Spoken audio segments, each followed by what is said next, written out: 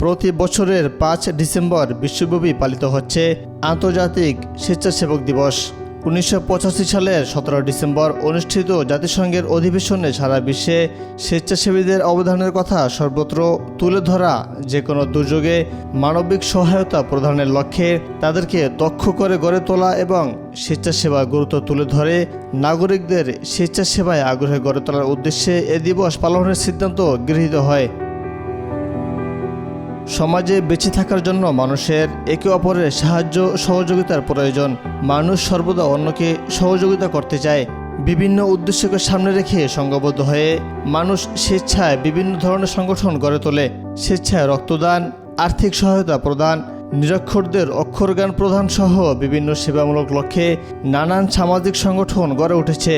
সাধারণত দেশের বিভিন্ন বিশ্ববিদ্যালয়গুলোতে সামাজিক সংগঠনের কার্যক্রম পরিলক্ষিত হলেও বর্তমান সময়ে দেশের বিভিন্ন গ্রাম, শহর, জেলা বা অঞ্চল কেন্দ্রিক নানা লক্ষ্যের স্বেচ্ছাসেবী সংগঠন গড়ে উঠেছে। পৃথিবীর সব ধর্মে মানব সেবাকে মর্যাদাপূর্ণ স্থান দেওয়া হয়েছে। বিশেষ করে ইসলাম ধর্ম স্বেচ্ছাসেবাকে বেশি গুরুত্ব দিয়েছে।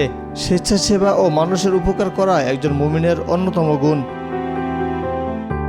দৈনন্দিন জীবনে মাঝে মধ্যে আমরা একদল মানুষ দেখতে পাই, তারা নিজেদের বুদ্ধি দিয়ে অন্যদের অধিকার রক্ষা করে থাকেন।